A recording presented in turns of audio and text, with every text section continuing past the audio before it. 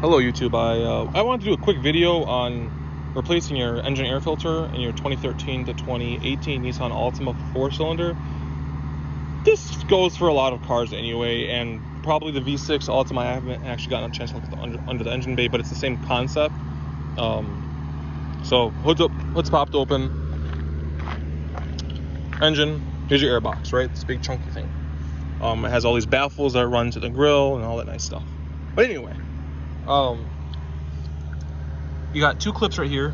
1, 2, 3, 4, and there's another one back there. 5, 4, 5.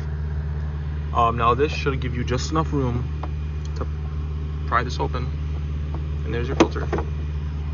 Pull the filter out. It's a weird shaped filter, so it can only go in one way. There's the underside of it. Let's get out of the sun.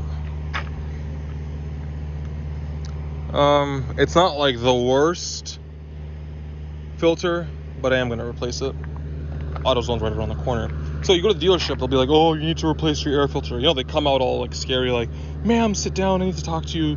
Your air filter, it's $90 to replace it. And then the old lady gets scared and says, oh my God.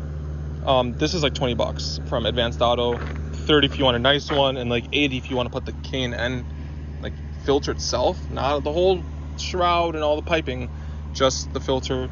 K&N makes a water, or like a one you clean with like water or oil or some shit like that.